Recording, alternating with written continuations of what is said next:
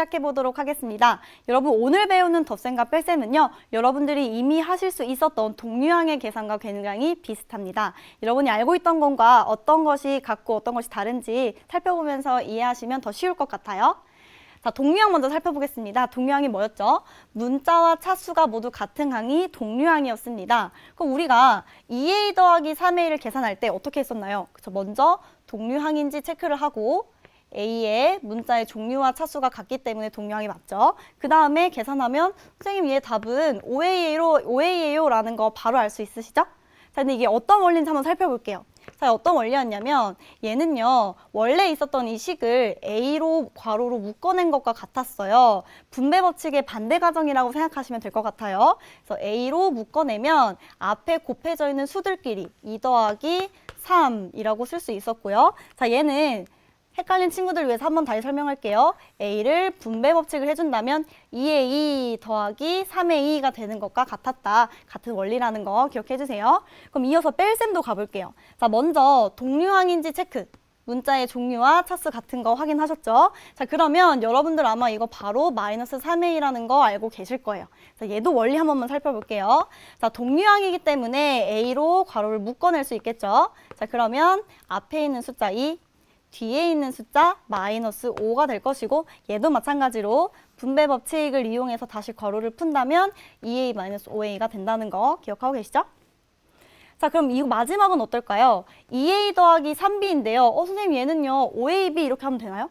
안 되죠. 자, a와 b는 문자의 종류가 다르기 때문에 동류항이 아니고요. 이 식은 더 이상 간단하게 나타낼 수가 없습니다. 얘는 그냥 그대로 2a 더하기 3b가 끝이에요. 자, 여러분들 지금 우리가 살펴본 이 예전에 배웠던 내용들이 오늘 배우는 덧셈과 뺄셈에서도 비슷하게 적용이 되는데요. 한번 살펴볼게요.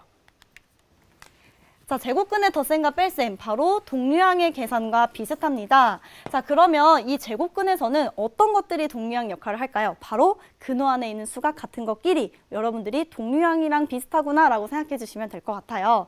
자, 한번 보겠습니다. 2루트 3 더하기 3루트 3이 있어요. 자, 그러면 근호 안에 있는 수가 같은 것끼리 동류항이다 라고 생각해 주시면 될 것 같아요. 자, 루트 3, 루트 3, 근호 안에 있는 수가 같죠? 자, 그러면 얘를 루트 3으로 괄호를 묶어내 볼게요.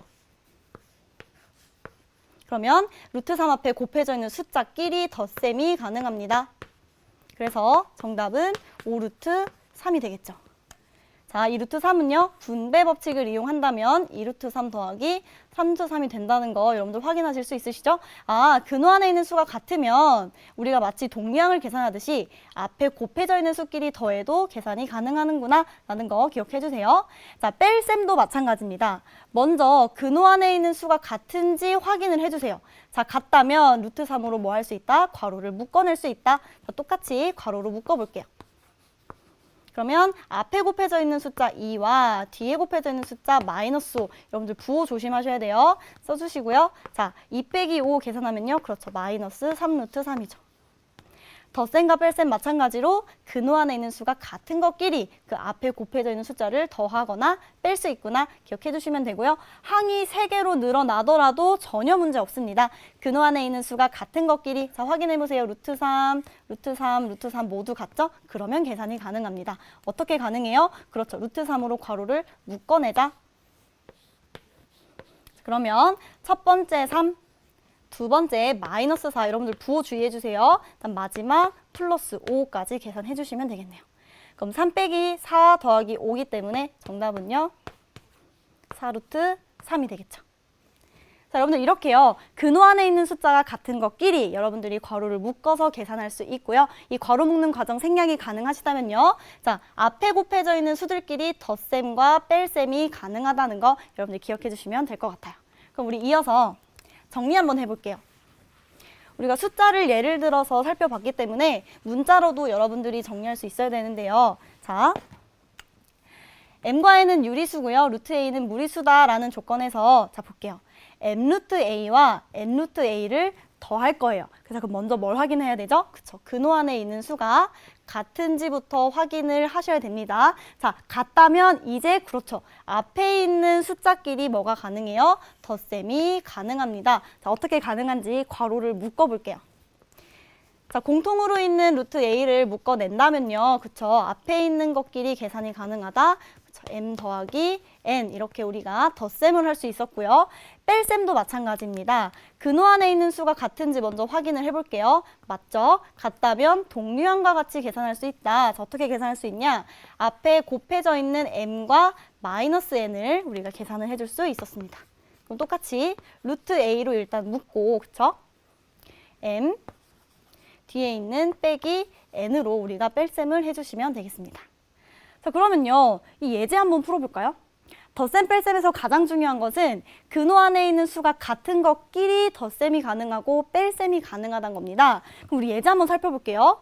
선생님, 얘는 근호 안에 숫자가 12고요. 얘는 3이니까요. 스탑! 여기서 계산을 멈춰야겠네요 하는 친구도 있을 거예요. 자, 그러면 안 됩니다.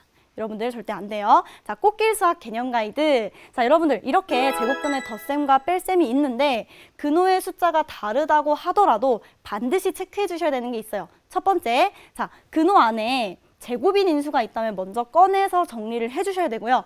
두 번째, 분모에 루트가 있다면 목표는 분모의 유리화를 시켜준 후에 그 다음에 덧셈과 뺄셈을 진행해 주셔야 됩니다. 자, 이 두 가지 반드시 명심해 주세요. 자, 그럼 한번 볼게요. 첫 번째, 근호 안에 제곱인 인수가 있으면 밖으로 꺼내주셔야 됩니다. 자, 루트 12는요. 2의 제곱 곱하기 3이죠. 자, 그리고 분모에 있는 루트 3은 어떻게 해서 없애줄 수가 있었어요? 그렇죠.